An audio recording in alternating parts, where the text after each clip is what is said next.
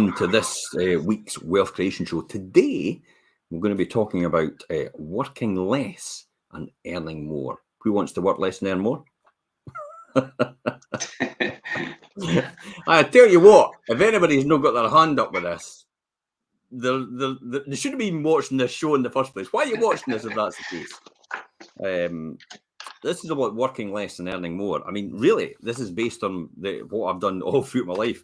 Once you actually see life as a collection of systems, and those that are within your control, it can be managed to create a life of freedom, wealth and contribution.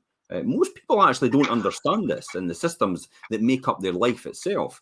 So they end up with random results every single time. Now, feel free to chip in if you want and make comments. Feel free to give us some feedback as well. More than happy for you to do that. It's nice to know that people are actually watching, interacting, and take the messages on board as well. You know, how are you this morning anyway, Richard? Yeah, I'm really good. Yeah, definitely work less. Yes, this afternoon just. But yeah, I mean, work less, earn more. I think it's a lot about working smarter as well. Like you say, Jim, if there's people watching, please interact. We done the midweek show last week. We got loads of interaction, and it just makes it so much better for us to obviously carry the conversation. So I yeah, like please to jump in. I like to think actually people are actually learning something out there, based on the advice and information that I'm giving out, what I know.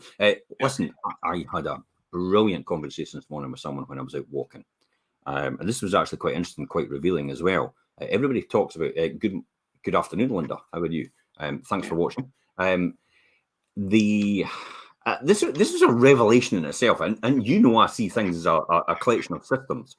Yeah. So this friend goes out every Sunday night, every single week, and for his Sunday sesh, right? And he gets lashed, and he's up the next day, and he obviously struggles with a hangover and stuff like that as well. It's not the friend I was out walking with, by the way. It was just a conversation we had.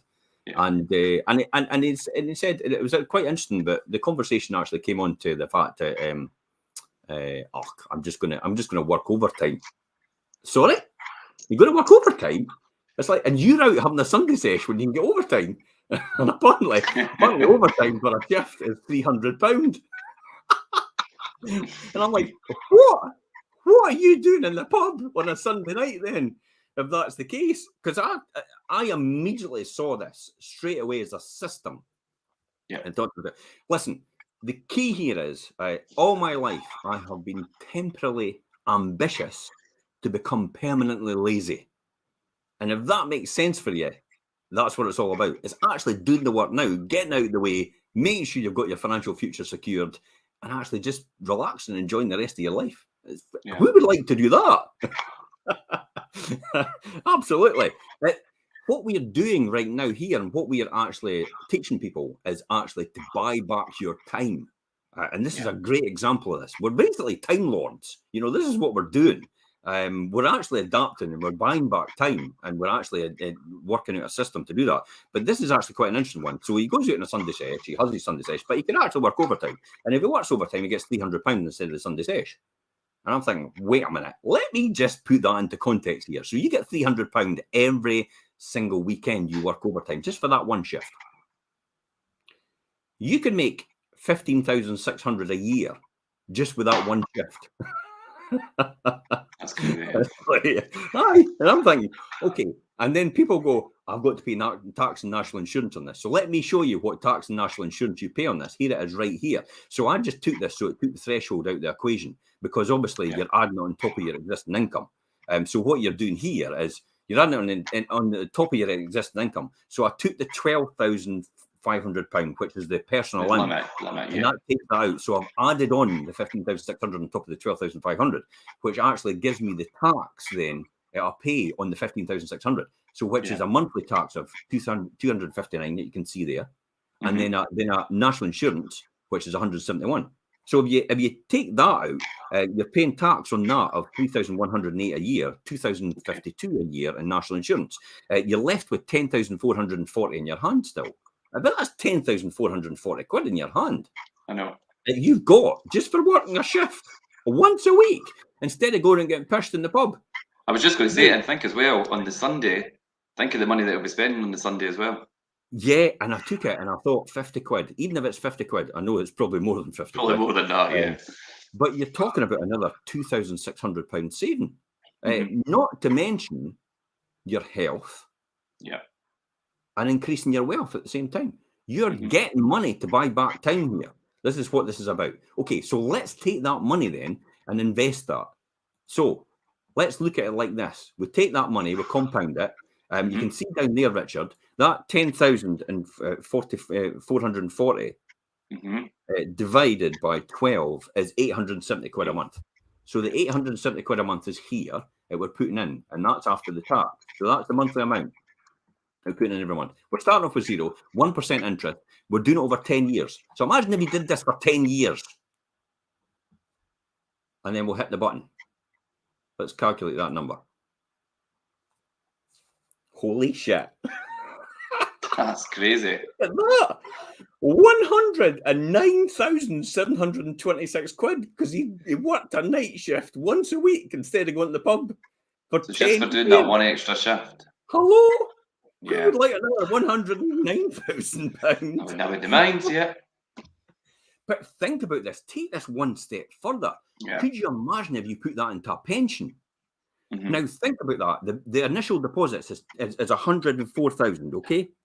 Yeah. And 40, right? That's what you've done. Okay. So over the years, now put that into a pension, you'll immediately get the gross up of that. So your 870 quid now becomes divided by 120. Divided by 0.8. It's divided by 0.8. To get that the grossed up amount it goes into your pension. So 870 divided by 0.8, it gives you 1,087. So you're now putting in 1,087 every month. Okay? This is in a pension. Yeah, this is including the tax, remember, because if you put it into a pension, you get the basic rate back. If you put it into a pension, you get the higher rate back as well, which is a great tax relief, and I'll show you what I just did recently. Now, let's calculate that. You've only put 104,000 in, and you've saved that over the 10 years, but now, where does it go? The tax man has given you another £33,000 over and above. That's mental. I mean, sorry, 600. There's £6,000 there, so they take that off. You've got £30,000. You've got 20. You put 104 in the beginning. You've got £26,000. So you got an extra. You got an extra £26,000 off the tax man for nothing. Yeah. See how that compounds. Now, could you imagine if you look at take this one step further? Look at this. This is my pension fund for Standard Life. Oh, I've been logged out. Give me a second. I'll log back in. It's all right. You'll not see my. Oh, I better. Well, you do that. But, I mean, that's amazing to think. That's amazing to think that just over the course of 10 years, just over the course of 10 years to do that one extra shift, and putting it in straight and putting that additional straight into the pension, that you've got that sitting after 10 years. Plus, you'll have saved a hell of a lot for what you've spent on whatever. Like you say, if it was a Sunday and you're in the pub, alcohol, your health. I mean, that's quite. But you look at it like that. Let me just see if I can find the numbers here about where we are. Just let me make that a bit bigger. It's actually quite frustrating here when you look at this because it doesn't tell you all the information. Explore your investments. I'm looking for the return here. Give me 2 seconds. Okay. I'll see if I can talk amongst yourselves. Because I had it before, where it was showing me your pension, and it showed me exactly how much it made. And here it is here. Give me 2 seconds. I'm going to get into the here. Transactions, investments, and all the rest of it. Investments and charges. Here it is right here. Let me share this again. Okay. Let me share this back. This is Standard Life's pension that I'm investing in. This is UK equities. UK equity, right. Okay. Now, everybody thinks the UK equities, it's a bad deal and all the rest of it. But look at how that's grown over the last 10 years. 67%. That's mental, isn't it? Yeah. Now you think that fund there that I've just invested in, and I'll just go back to there. I've put in 104,000, but I've got 137 in there. So okay, so 137,094 multiplied by 1.67. That now becomes £230,000 almost. So I've put 104,000 in out of the Sunday session I've missed out for the last 10 years. I saved myself that money. Never mind the fact that the 2,600 that you save as well, but we'll not take that into account. So it's even more than this. And I've actually got 230,000 because I missed out my Sunday session for 10 years. I could retire in 10 years' time. Yeah, I was just going to say that's it. Yeah, really, if you want. All because I worked one night shift every single week instead of going to the pub. Mm-hmm. That blows my mind. More importantly, though, look at the short term and long term. Look at this. It's easy to get disillusioned. Look at Standard Life UK equities. You sit and look at it year to date, minus 1.8%. Year 1 year, minus 0.42. 3 year cumulative performance, 7.19, 6.19, and 10 year, 67.3. See how that changes dramatically. But look what it's invested in.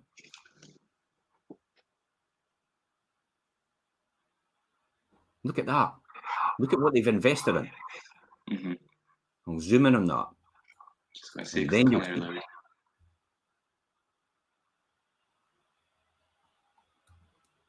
Who's no daft here? Look, AstraZeneca. Oh, who did Pfizer? Who did the pandemic inoculation?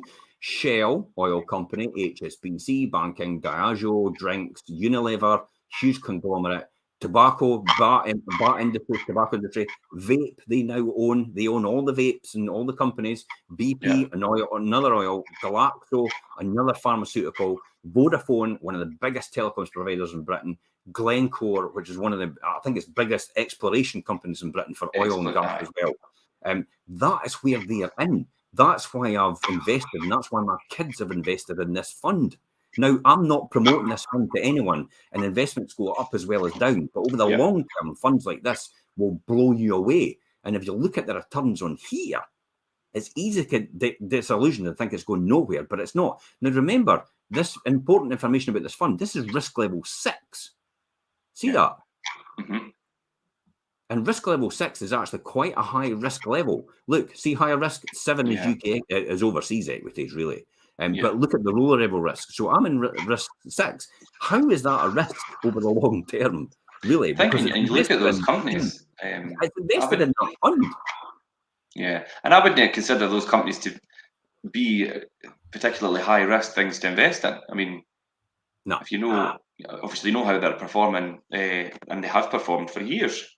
Yeah, and look at especially the fund performance there as well. See, again, they've got that graph and they've got that fund performance. So that's why I tell everybody, if they've got young children or grandchildren and stuff like that, then get them opening a pension right now, and then put their money, put even gifts that they get, one-offs at Christmas, they get at New Year and stuff like that, and put it in a pension fund for your children and your grandchildren. If they can get it from birth, and the government gives money towards that. But see the amount of you've got out of there, just out of that guy that chose, I tell you what, instead of going down to the pub on a Sunday night, I'll work a night shift for the next 10 years and I'll create a fund for a pension of about £230,000 based on that information right there.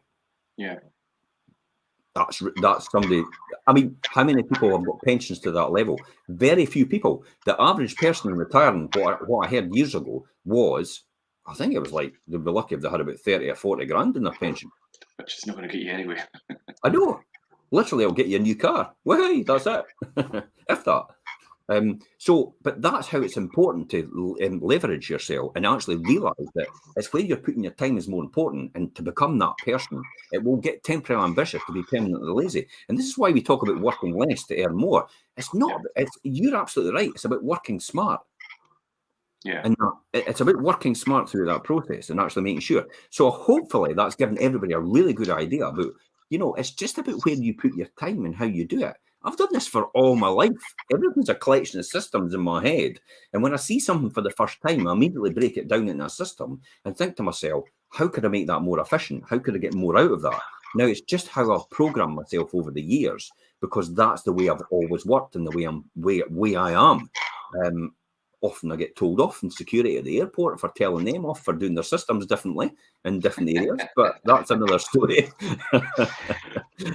It's interesting that you could tell the government and the agency for security, it's like, that should be done there and that should be done there for this reason and that reason. And it's like, they think you're like mental, but the reality is people like anybody else, and they don't understand. They don't understand how that can be manipulated and how somebody can actually get through that. And around that as well, I see it every single day when I look at things, all the time. And that's probably the benefit everybody gets. And that's probably how I've got where I've got, because I break everything down into these easy to manage systems and keep it simple all the way through the process. if you don't know where you're going, how on earth do you know how you're going to get there? Yeah. And I think that's what your example raised to me, Jim, is that there'll be a lot of people, especially with the way things are at the moment, worrying about the current situation, but obviously worrying maybe a bit further down the line. How am I going to have money to survive when I retire, or when that time comes? But really, if you look at your circumstances and think, right, if I do this now, I'm going to be fine with later on down the line. You just need to think outside the box. Yeah. Huge. Compounding effect is huge out of this. And it's just these one wee thing. People say to myself, it's like, oh, I don't know if I could earn more money. It's like, go and wash somebody's car, for God's sake. You could always earn more money. Yeah. Do somebody's garden. It's like, could you think about the amount of money? Just do something a wee bit extra. It gives you that wee bit extra so you can get a result like that. Yeah. I mean, they need to put 300 quid away every week. That's just an example, but yeah. But if you put 100 quid away, where would that get? If you put 50 quid away, where would that get you? It's just all these wee differences which will make a fundamental overall difference overall. And then it's all the wee savings that you'll get in terms of what you're doing as well. Let's look at this though. If you see life as a collection of simple systems, you had talked about this, haven't you? You've actually put some notes down in here. What is the simplest solution? I think, obviously, like I say, the simplest solution, always keep it simple. Never think, people overthink things and overcomplicate things. And really, you just need to kind of take a step back, look outside the box and keep things simple. Tackle the more involved challenges in a different way. I think that's probably a good way to put it. Like you say, look at things from a different perspective rather than trying to overcomplicate things. Looking outside yourself? About another one? Yeah, looking outside yourself to do things as well. A lot of people, if they're worrying about things or how I'm going to do this, they constantly look at their selves. But you need to look outside yourself. And there's so many qualified people and knowledgeable people. Draw from that. Use other people to help you along in your journey and get you where you want to go. Like you say, if you've not got a plan about how to get to where you want to go, how are you going to get there? And always use tried and tested systems and like you say, management systems and things as well to get to where you want to go. And you could actually have your own if you think it's more efficient. Let me explain to you. When I first started, I remember starting in Balfour many years ago as a trainee accountant. The first thing I did when I walked in the door, we're still in quill and ink then.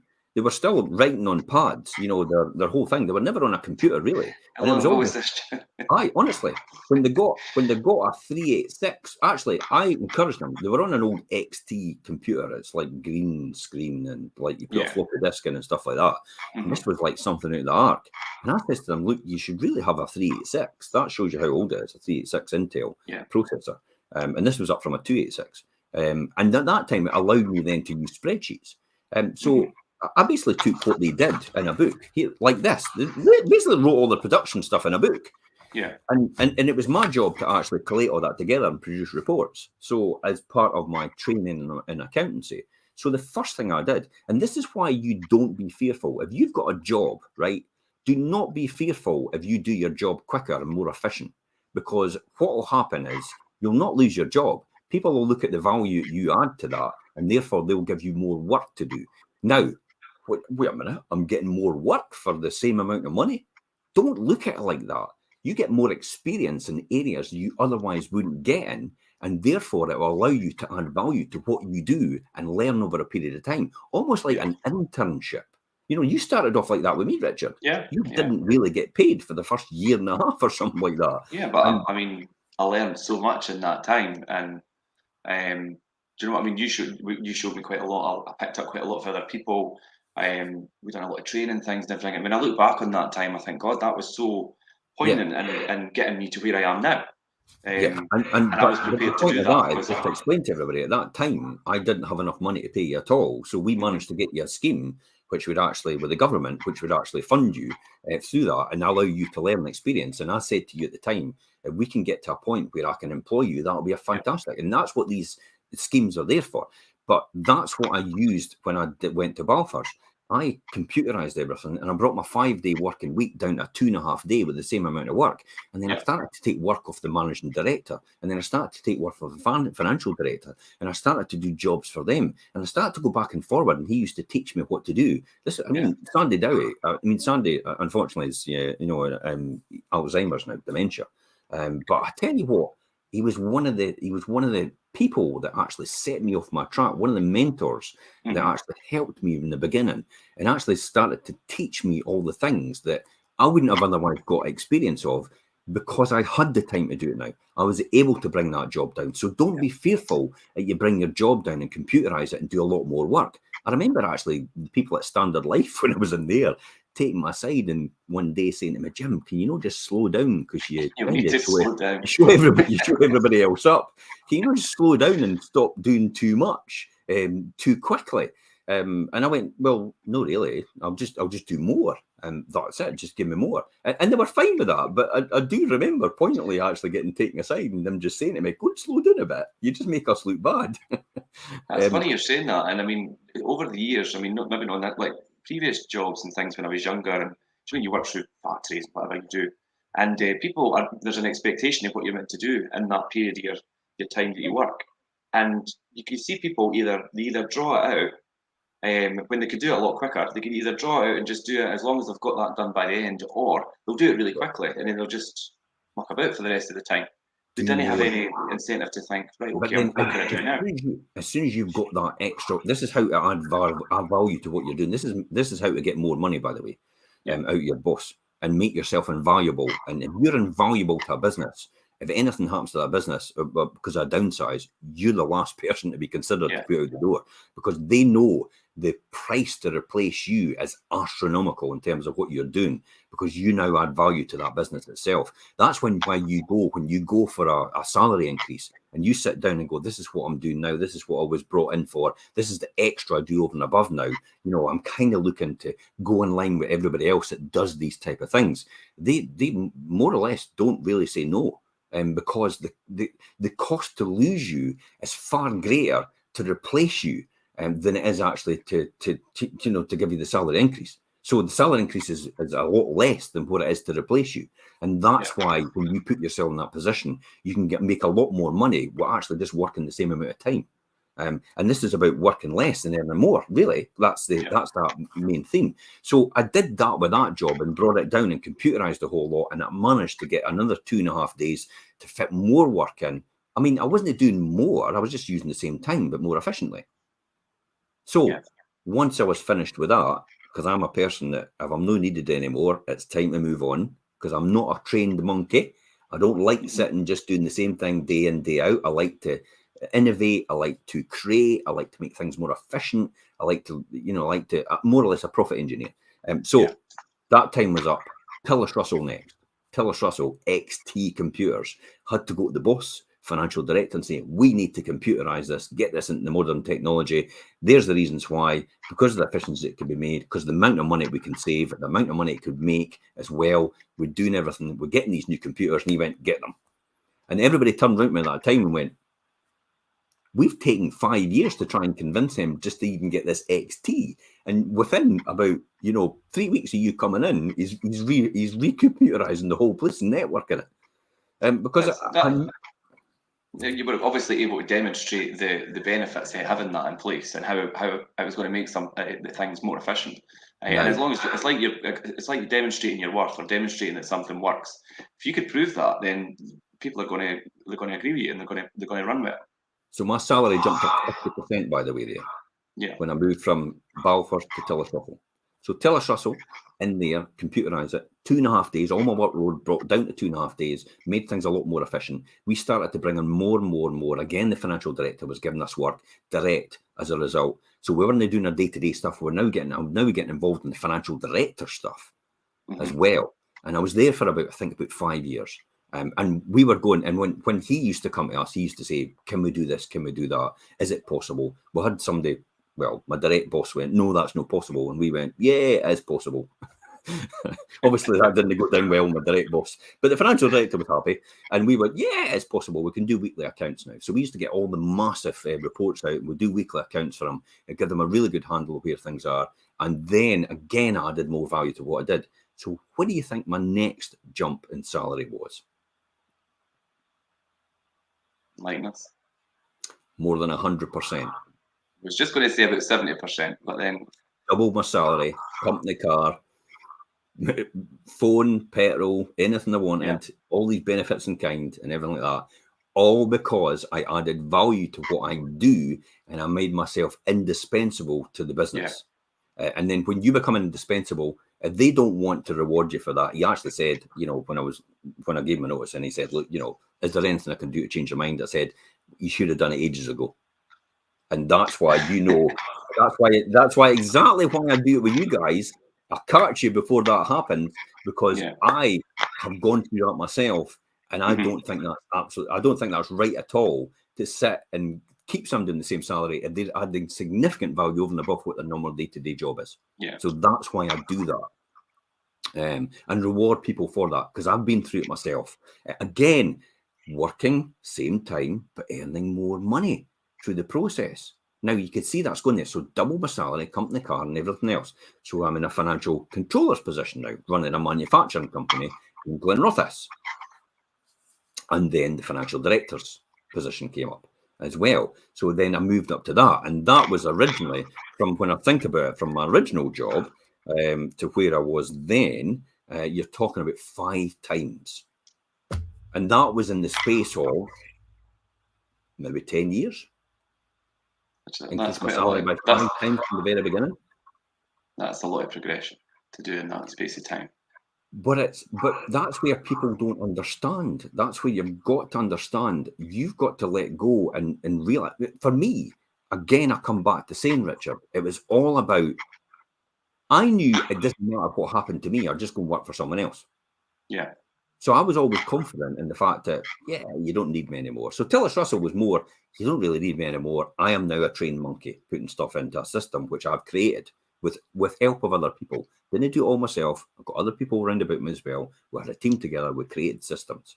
And then I moved to there. And then I moved to Macintosh. So it was all these different progressions, but then I added value out the process about what I was doing. It made me more indispensable. Notice throughout that period, though, I was reading books. I was learning from mentors far more successful than me. It were allowing me and mentoring me to get to the stage I'm at just now. And that's what it was all about. It was actually just tapping into people. It was tapping into information like we're giving away here, free. And I was tapping into information from them, but I was paying £5,000–10,000 for doing that. It's worth its weight in gold if it's the right person with the right track record and they're not furus. In other words, a fake guru. Somebody's made it up, right? I know. Somebody's made it up. Somebody that's actually been there, trod that path, understands that process, knows exactly what to do for you. Speaking from experience. Not somebody that sells you the course. Property investment is a classic example. They sell you all the course, they make all the money out the courses, and then they go and buy property. It's like, no. Build the empire first, then do the training courses. That's my mantra. That is a guru. That is not a furu. A furu is the other way around. So that's where I was with that.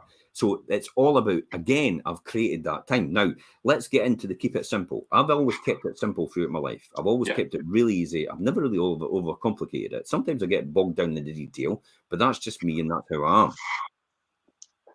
It's about creating systems as well, though, in order to sustain that. One of the people I really respect was my actual minister. And he said to me, when I said to him one day, look, I want to become a social worker. And the reason I want to become a social worker is because I want to build a system in Methil, it was actually, to help and support people in Methil. So I need to become a social worker to be that person in order to sustain that system. And he said, Jim, what happens if you leave? Does the system keep going? No, it revolves around me. He says, what you're doing is you're creating a system around you. You create a system where people all there, so it isn't reliant on you anymore.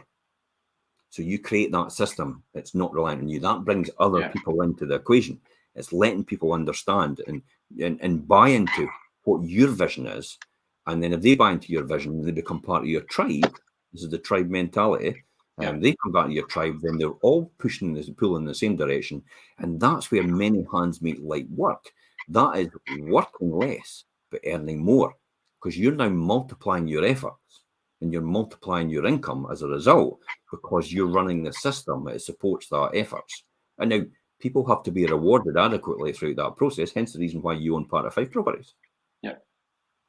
Because it's a reward for effort business. And you've been with us all these years, and you got 5 properties, part of 5 properties for that very reason, because you helped me in the very beginning.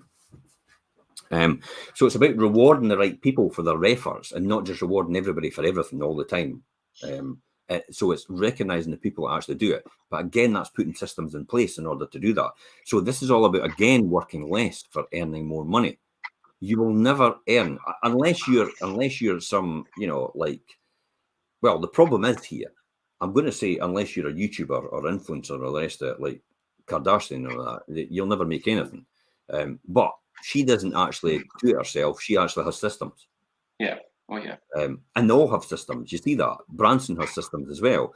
I mean, do you think all these things that he does is actually done by him? No, they're not. They're done by other people in his team in order to make that happen. And that's why he makes a lot more money as a result of it. But he's got to the point where it's no longer reliant on him. He's moved away from that, where it's no longer reliant on him. So that he can work the less to earn more money now, because he's created that system to do that and sustain that. Yeah. So let's go back to talking about that.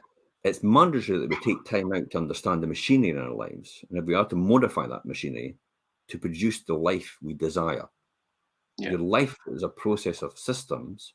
If you can identify these systems and you can master these systems, you could actually create that life you really want.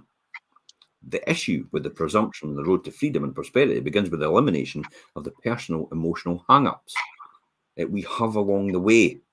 Yeah. It holds us back in what we're doing. And it's about straightening out the mechanics of a life first, and getting the machine right, getting the core basic principles right. This is like property investment for the very beginning. You don't actually make much money in the beginning. And it's like the pension fund I just showed you.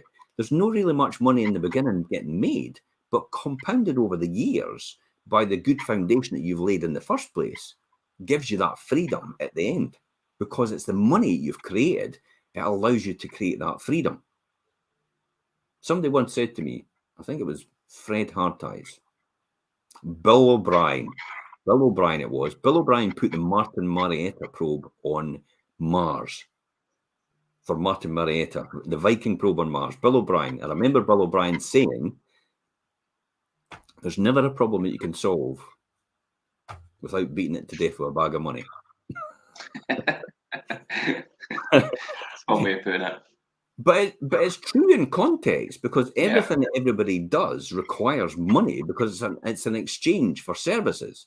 So the more money you can create, the more time you'll have and the less work you need to do, because you're creating it. But the more disconnect you have between the time and money equation, in other words, you're no longer trading your hours for money. You've actually leveraged yourself. In other words, you've got other people involved in your hours and you've duplicated yourself.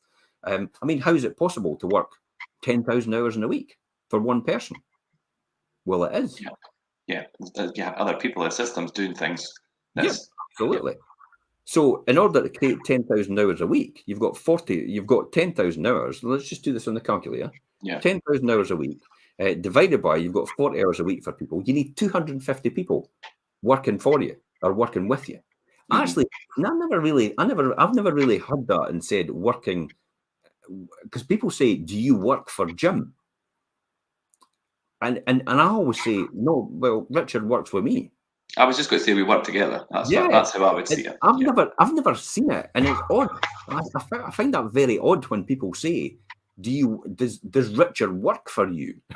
and does Penny work for you? And my first response to that is, yeah, I work with them, yeah.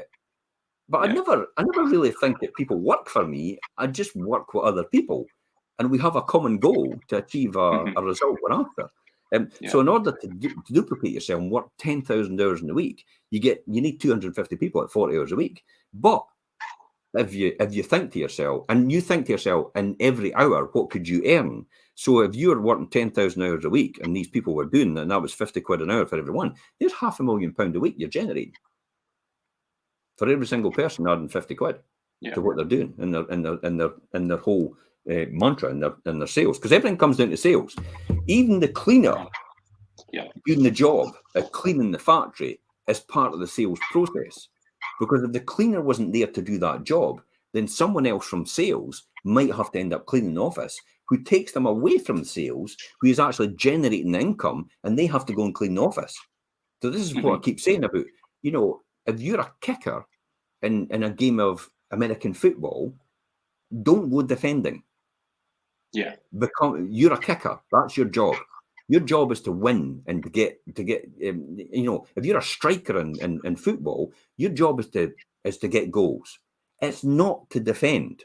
It's to get goals. It's not to be somewhere else. I mean, I don't know the intricacies, and it's the same with rugby as well. The same premise with anything. If you specialise in something, then run with that and excel in it, and that's where you will obviously be most successful.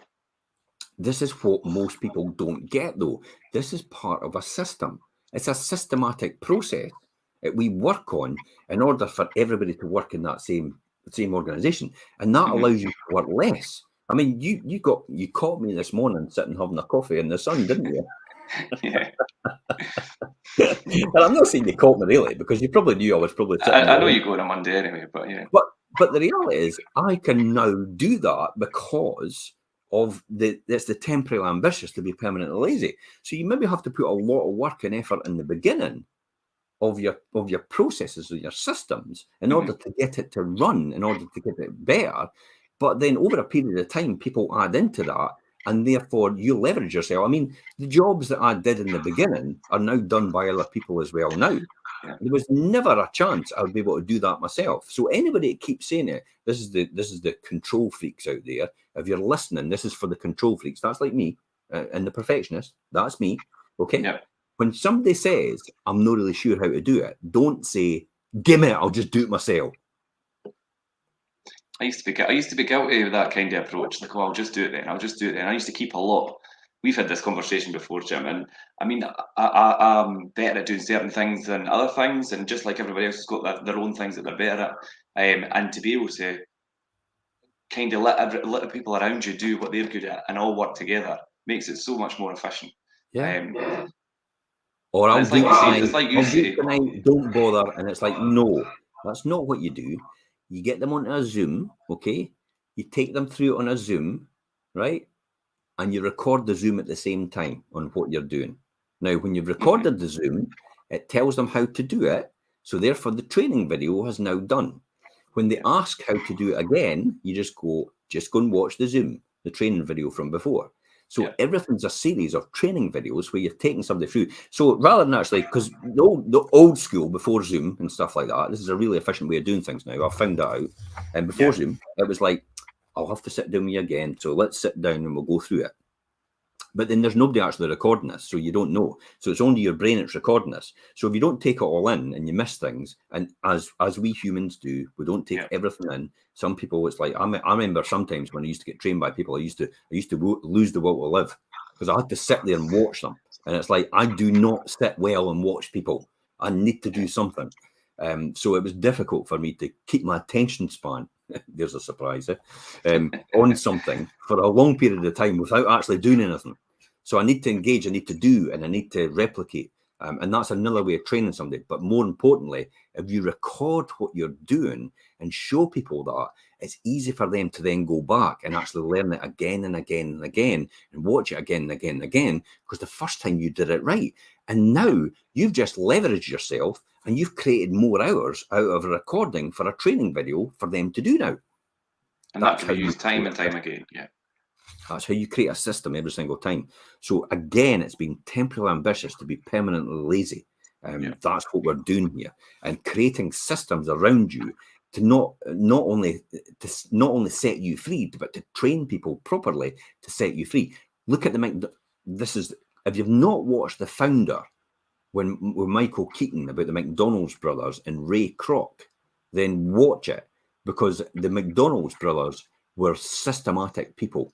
They were very controlling, very systematic. And what they did was they actually built the whole system and then re-engineered it and re-engineered it and re-engineered it to get it so efficient that every single time it got the result they wanted. It was the beef patty, it was the sesame seed. Well, there's no they don't have a sesame seed bun, do they? It's the plain bun, the beef patty, and then the gherkin, the lettuce, the tomato, and all the rest that go in sequence. Mm-hmm. Now this is the key here out of this system. And when you look at life being a systems, and you don't think this is very material, but compounding this is what I showed you in the beginning when I showed you this money, how this compounds. You don't actually think it's material in itself, but when you think about the 5 minutes you could save on doing one thing every single hour of a working day, then somebody could save these 5 minutes over a week. So every single hour at 40 is the 5 minutes. That's somebody saving 200 minutes a week. That's over 3 hours they've saved in efficiencies just with 5 minutes. So you don't think 5 minutes is going to be a lot to you in its context in smaller proportion, like you see on that investment I did at the beginning. But when you compound that to the end, that's 200 minutes a week. And when you multiply that out to 52, that's 10,000 minutes a year. And if you divide that by 60, that is 173 hours. If you divide that by 40, that is another 4 weeks, all because you saved 5 minutes every single hour. That's a lot of time to save. That's 4 weeks. If you save 5 minutes, you could go on holiday for 4 weeks a year extra because you were efficient in doing 5 minutes every single hour in terms of what you were doing. So see how that, now could you imagine if you do that 4 weeks worth extra work and you then multiply that over 10 people? That's 40 weeks. You've almost got one person for free working extra. You don't need to employ another person. Now, an average salary is £30,000. So you've just saved yourself £30,000. Now, I wouldn't save it. I would actually go and employ another person with the money, and then I would duplicate their hours as well. Right. See how that works? So you've saved that money. Therefore, you've earned more money because you're still earning more money with these hours that you've got, because everybody earns money in a system. That's what I always have to. If somebody is in a system and they don't earn money and they don't add value, they shouldn't be in the system. There's no need for them. You need to trim them. They're excess. Yeah. They have to always have some sort of reason to be in that system and to work in that cog. And the way that works, because again, that then gets you in a position where you're working less, but you're earning more overall because of how you're doing that and how you're operating that system. So that's how I've done it all my life, and that's how I do it now. And you can see that that's how I do it even more. I mean, I've listen. Let's be honest. I've been through this the hard way. Let me tell you that. And I've done it, and I've had every mistake you could have in the book, and I've made every trip up, every fault, everything you could ever do. So if you want to do it that way, then don't listen to a word I'm saying. But if you want to learn something a wee bit more about how not to do it and how to do it right, then possibly you might just want to listen and take something on board about what we're doing here. Because that's what we're trying to tell people on how to do it. So don't presume. Getting everything right in the first place will set you free. You talked about this. Control is a good thing. Why is control a good thing? Control is a good thing. Indeed, be in control of the details of your life. I mean, it is mandatory if you want to find kind of like a peace and success, and if you are to really find happiness. And controversially, while we're focusing on those factors that are out of our control, we must lighten up a bit, and then we were then those that maybe aren't so much. So if we attempt to influence events that we cannot affect, then we are in for a bit of a disconnect. Exactly. This is where the Jordan Peterson. Yeah. I went to see him the other week. I had a wee chat with him. This is the one where I saw what he was thinking here. He says the problem, the biggest challenge we face as human beings is we have a preconception about how our life is going to be planned out. and where we're going to go with things and how it should be for us. Now, the problem here is when we meet a partner for the first time, they don't have that same vision. They have a preconception in their mind of where they want to be as well. Mm-hmm. So therefore, you have a disconnect between two parties. Now, a compromise comes somewhere. I know we're getting a bit off the beaten track, but bear with me. Compromise comes somewhere, and to that common purpose, you both compromise, and you then have a collective vision together. Yeah. But that's effectively what we're doing right here in control. You don't want to be in control of everything, and there's events that you cannot influence the other person, because the other person has their own thoughts about where they want to be. But you get together because you have a collective agreement where you want to go, and you're prepared to compromise on it. Yeah. So change the things you can, but accept the things you can't. There's always going to be certain things, yeah. Rent controls. Yeah. Look at rent controls. Oh my God, they've frozen the rent. What am I going to do now? And then I went, but let's be honest, nobody's actually increased their rent when a tenant's been in situ ever. Yeah. I've only done it 3 times out of the 30 years, once every 10 years. So does it really affect anybody? Everybody went, oh, that's right. Yeah, I never really thought about that. It's like, now, the moratorium on evictions is a bit different. We need some clarity on exactly what the exemptions are in that, because there has to be some sort of exemptions. You can't just do it on everything. But that's another thing. But see what I mean about accepting the things you can and actually looking at it. Rather than reaction, be proactive and actually say, does this really affect me? Is this really some implications? Because everybody's running about like henny penny and the world's falling in. But the actual reality is nobody really increases their rent when a tenant's in situ anyway. And I think, and it's like you say, the rent increases. When they move, so another person moves in, that's when it goes up. Yeah. There's no legislation for that. It doesn't stop that. So the rents will still go up anyway. But we had found out in the previous show that we did in the midweek, it's a complete fabrication, that rents haven't gone up the astronomical amount. It's all lies, damn lies, and statistics. The government manipulated it all to make it look like that. When in actual fact, rents have actually gone down in real terms when you take inflation into account since the credit crunch. Yeah. Since because 2006 we were getting more rent for properties than we are now proportionally when you take into account the inflationary aspect as well. And when we done the example last week, Jim, on the local housing allowances that the council that are actually set, we had a few people contact us and they were like, God, I'm undercharging for my rent. And they didn't even realise. So the government's done a faux pas here. They've actually highlighted the fact that you're getting more money. The local housing allowance rent is actually more than what they're actually charging. Yeah. So now people are actually going, when the tenant moves out, I'm going to change the rent. I'm going to put it up to what the government says. Hey, what the government says, remember that. It's not what we're saying. We're charging less. So accept the things you can't, change the things you can. The solution lies in making an internal change within yourself. Like I'd said before, happiness will not be found in the control of others or in complaining about the world conditions. Yeah. It will be found in paying attention to the moment-to-moment details of your own existence. Yeah. The pursuit of happiness should not be your goal. It should be to be content. Because you'll never be happy every single time. Therefore, you'll be unhappy when you're not happy at the fact that you're not happy. Does that make sense? Yeah, I think to look at if you could work towards being content and being comfortable in your situation, I think happiness will come as a byproduct. Comfortable is maybe not a good word. Aye, it's all right. Bear with me. I'm going. You know where I'm going with this. Go on then. David Bowie once said it, and he said it very well. And you could probably look it up if you want. He talks about the swimming analogy. He says, "Look, you can be comfortable, but it's like what you need to do is, when you're in the pool and you get to the point where your tippy toes are just touching the bottom.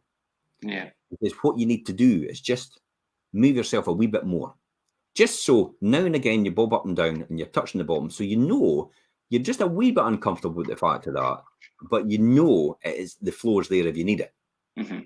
He says at that point, you'd be amazed at what creativity and imagination and magic will happen. And he's absolutely right. That's where you want to get to. You don't want to yourself just outside your comfort zone. Yeah, you just want to. That's it. Comfortable. Just be quiet and contently uncomfortable. If that makes sense. It does. So be contently uncomfortable, and be content, but don't settle. And it's not settling that will allow you to set yourself free, but you need to discipline, you need to control yourself. The mistake of the lifetime could be waiting just around the corner, ready to flatten you actually when you least expect it. Small inefficiencies that we're talking about here could quietly accumulate. And we talked about this, didn't we? Yeah. At the 1% improvement. But what happens if you have the minus 1%? But we're step every single day. At the end of the year, you're 365% back from where you were at the beginning of the year. So it's easy to fall back. It's easier to take wee steps forward, but not huge, abounding steps, unless it's absolutely necessary. That's how you get to the point of being able to work less and earn more, because you're gradually building over a period of time. So you're in command by only paying close attention to the nuts and bolts of what's actually happening around about you and getting these cogs to fit in. You know, I always like in our system, the way we do things, and I keep telling you that the analogy is like a gearbox. In order for this vehicle to run correctly, we have to get everybody, the cogs, to actually merge with each other and actually work in tandem with each other. And that's what creates the efficiency in that process. How to grow a business, how to grow your business by being smart, not by being busy. Yeah, and that's one of the first things we said when I come on here about working smart and not being busy. I mean, Jim, we've over the years looked at just being busy for the sake of being busy is not really efficient. And I think for like small business owners and landlord investors running things, it often require performing multiple different roles on a regular basis. Now, I'm going to throw something out there. Yeah. Here's what I see quite often. And for some people, it might be really justified. For other people, I think to myself, busy fools. I'm knocking down walls. I'm breaking up kitchens. Look at me. And it's like, my God, do you really need to do that with your investment? Is that absolutely essential? Will that actually add significant value in what you're doing? Or will it just pretend to add value to the valuer when he walks in the door? And will the numbers work out correctly in that situation because you're throwing so much money into it? Would you not just want to just add the value in the beginning, but don't add it too significant? So I see that quite a lot, but it seems to be something that's getting taught through everybody else. But again, you said it's being smart at what you're doing. Yeah. Small business owners, like landlord investors, running things quite often requires performing multiple roles on a regular basis. But look at some of these roles that you're doing and actually think to yourself, am I being a busy fool, or should I actually do this? Outsource. Yeah. You've hit the nail on the head, Richard. It's outsourcing. It's like, do I honestly, I really go down to it. Somebody's got to wash your car, okay? But it's no you. Because if you're earning 50 quid an hour, then you can pay somebody to wash your car maybe for £10, £20 just to go out and wash. You can take it down to local. You can go down to the car wash and wash it for about £1, like £1.99 to do a quick wash. And I mean, you'll get in the car and you'll waste your time doing that. But literally, you could pay somebody, somebody down the road or it comes round, a wee boy or a lassie comes round and says, "Can I wash your car, sir? Make some money." Aye, nae bother. There. Here's a £5, here's a £10. But it's not you spending that time then. You're spending the time where it's appropriate and where you need it. This is why often some people say to me, "Oh, I'll pay you for your time. Can you mentor me?" And all. And it's like, oh, geez, if I work out how much it would cost to mentor and take away from me, I'd have to charge you about £100,000 a year. It's like literally that's what it is to me in value. I can't do that anymore for anybody. Hence the reason why we do this one-to-many show. And so people will get that understanding and get to that stage. So it's not a fact of me going, that's what I'm worth. It's more, that's what I'm demonstrating to you about. What you've got to look in your own mind when you're looking at this for yourself and think, what could I generate somewhere else? Why would I be going to do something at 250 quid in sales if I could generate something at 5,000, 6,000, 7,000, 10,000 pounds in sales with that same time? Why would I want to do that? Yeah. And as you gradually move up, And what you're doing, you'll begin to realise that. So any given day, you can find yourself performing several duties ranging from maintenance to accounts to maintaining relationships with tenants. All of these, it leaves you no time to focus on your growing your portfolio, improving your product and your properties, and expanding your vision and what you're wanting to do and expanding your portfolio. Because it takes time out you to expand the portfolio. Everybody, I never really went out to any houses last week to value properties, but I tell you what, I got a number of calls and a number of sign-ups from people just to say to me, let's go get my house on the market. Don't bother coming out. I'm ready to go. I'm going send over your ID, proof of address. We'll do it digitally and we'll get it on and I'll come around and do the videos and everything like that. A very efficient use of my time. Very efficient use of my time. Yeah. It's multiplied my efforts now. Before, it was I used to go, I'll get in the car and I'll run round and we'll have a chat first and then we'll talk and then I'll come round and then I'll sign it up and then we'll do everything. And it's 10 hours, which could literally be condensed into 1 hour. So see how that's multiplying the efforts. So it's expanding your vision, making sure, and especially as a landlord investor, every single landlord, every single investor has got a full-time job somewhere else, more than likely. You're maybe one of the rare people like myself, it maybe has the choice to do what you want to do. Yeah. That's great, but the majority of people actually have something else to do. So then you have to then think about, if I'm doing that and I'm doing my property investment, which one earns more money and which one earns more money long term? I need to buy another property. Okay, so you're not going to make any money immediately buying another property, but look at the compounded effect over the period of time. Because you can take that money you make and you can even stick it in a pension that you're making from the property. And then that makes money on the money that you're making on the property on the money. So in that scenario, when you think about it, I made 67% on my investment fund and my pension, but I could have taken that money from the property I was making on. So I'd be making money on the property, I'd be generating income from the property, I'd then be putting in my pension, I'd be getting the tax back that I paid on the property, on the income on the property. So I'd actually be paying no tax at all because I'd be getting it back on my pension. Obviously, when I draw down my pension, I'll pay tax, but that can be mitigated at that time smartly if you've got a good accountant. We've run out of time again. Take time to speak to local agents about the current market. That's probably the things. What else would we advise people to do? I think, as you say there, Jim, about using your vision to expand your current situation, and if it's property investment in your portfolio and things, take that time to speak to your local agent, learn about the current market and where you should be maybe buying new property, maybe venturing into different areas, consider maybe diversifying your portfolio in different types of properties. Having a good mix of property always minimises the risk. And if you've got an agent who's in place and dealing with things for you, you'll have the time to think about that and, right, how am I going to build things and expand? So definitely speak to a local agent and use your time more efficiently. I mean, it's all about getting time back. Time is the valuable thing. It will allow you to generate more money. It is really, and you've got to invest your time and your money in things that will actually not require you to trade time for money later on. And that literally is things like pensions. It literally is things like property investments. And it could be small amounts in the very beginning, but you can see how that compound over the years. That could compound to huge amounts of money when you go to retire in 10 and 20 years. You have to have that vision in the beginning. If you don't have that vision, you need to get that vision, because it's easy to get 5 years down the road, see a big lump of sum of money and think to myself, we're going to go on a great holiday.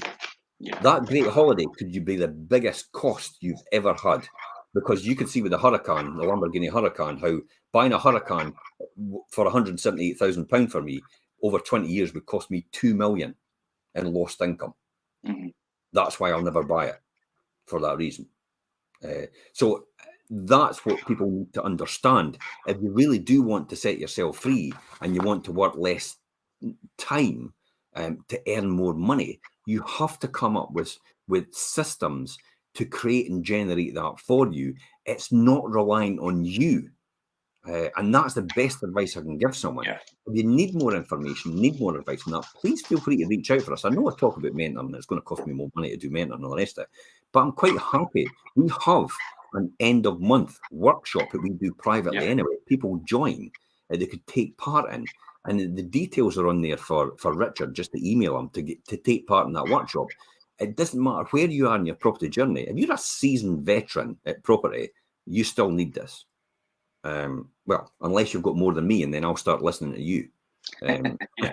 So give me a shout, and I'll start listening to you as well, and I'll plug into your system. But if you're a beginner and you're not even starting on your journey, and you're not really sure what to do, this is for you as well. And I think that is the most important thing out of all of it.